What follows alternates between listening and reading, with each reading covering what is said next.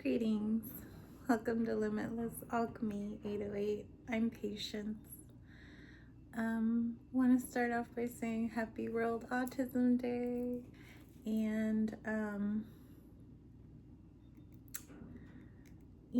I know that a lot of us are aware of what autism is and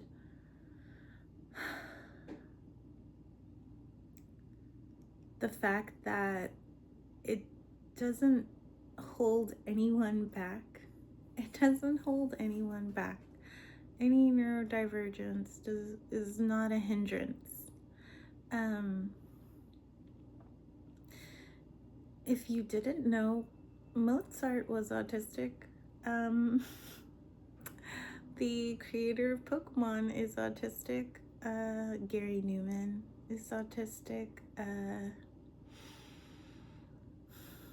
There's just so many of us who contribute to the experience in such enriching, beneficial, and impactful ways that many people were not even aware that they are on the spectrum.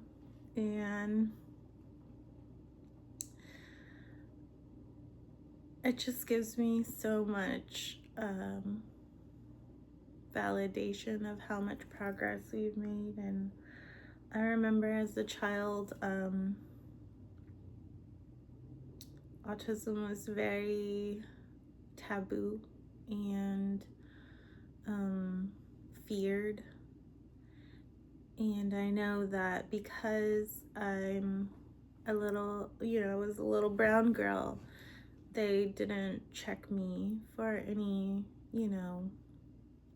they didn't identify me. And that was also in part, my ADHD is rampant, but that's fine. Like I'm working with it, and there's been a lot of progress that I've made in the way, because I'm aware of what I am and how I am. Now I can go with it instead of fighting against it and being hard on myself. And I of course hold myself accountable for things that I do or say that could be harmful, it could be malignant,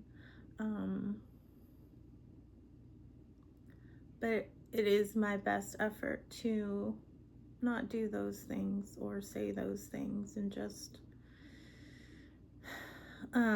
it's like I said in my other video, I really like you, where if you truly like someone, you could never make fun of them. Now, I'm not egotistical. I'm not someone that's like, oh, don't make fun of me. I can't, I'm the best. I'm this, I'm that. No. That's not what I mean.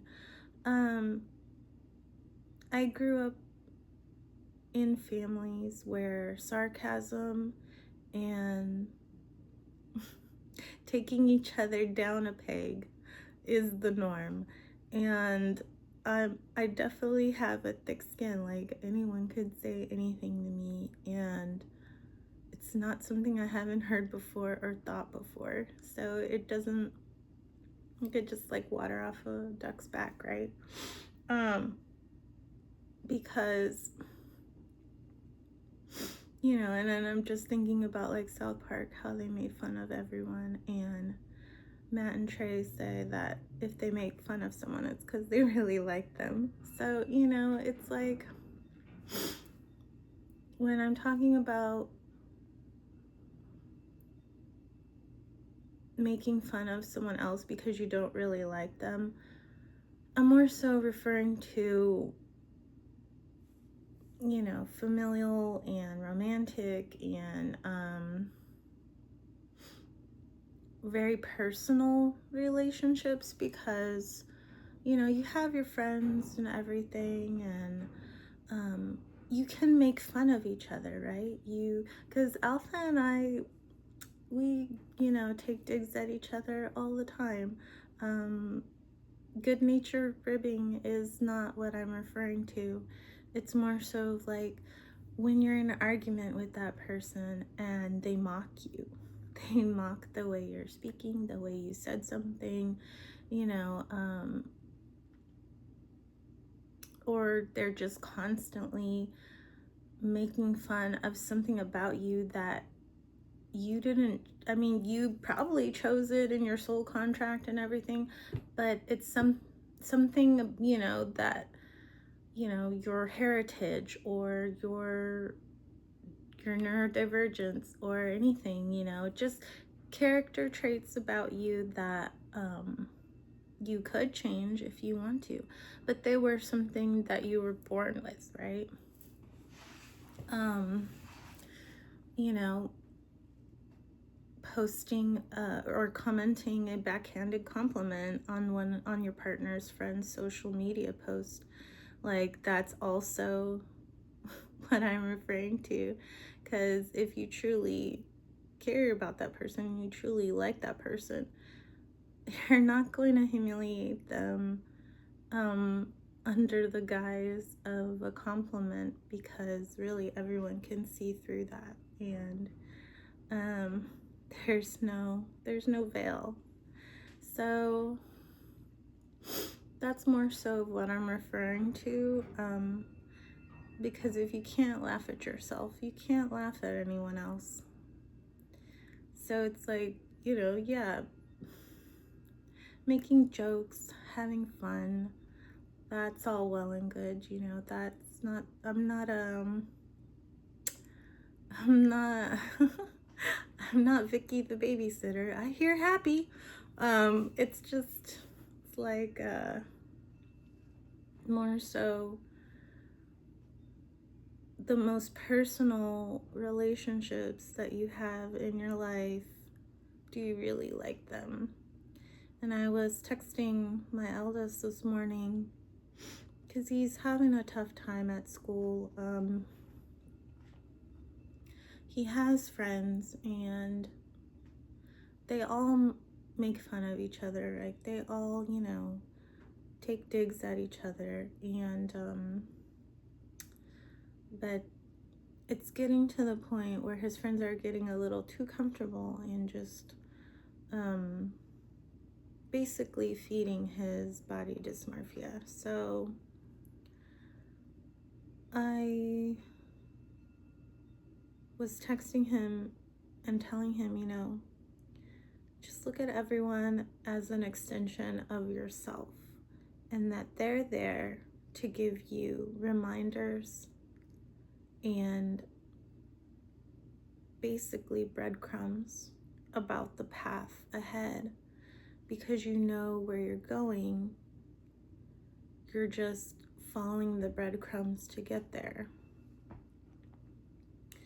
And he was, I wish I could get my mindset into that. I'm like, you will.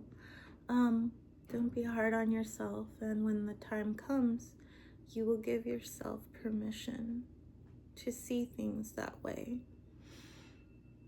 And he's like, oh, I'm hard-headed. I was like, I know. When I woke up, well, he was birthed via emergency C-section after I had been induced and was in labor for like 18 hours. And I had an epidural and they didn't connect it right at first, so my right leg was filling up with air. And my sister was like, why does your leg look like a tree trunk? And I'm like, oh no, let's call the nurse and find out. And sure enough, they didn't connect the epidural line properly, and but when it came time and I had my water broken, that was awful. Like, it was huge. My obstetrician was a very tall, solid Middle Eastern man, and if you've ever had your water broken, it's not fun.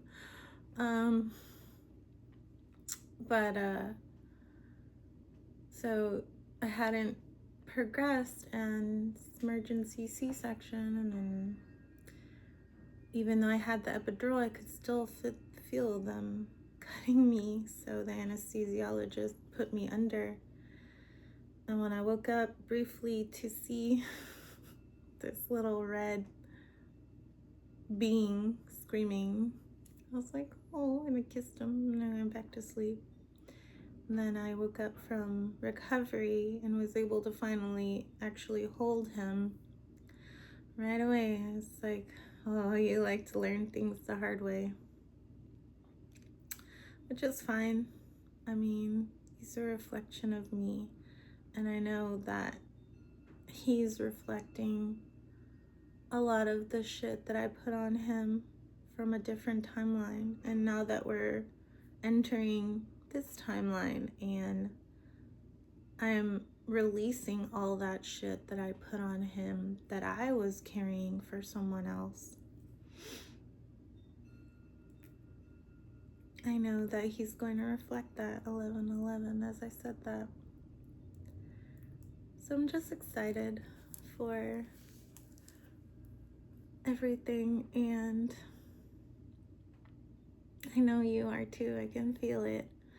I was feeling a bit emotional this morning. A lot of tears were wanting to come up, and I know that's because many in the collective are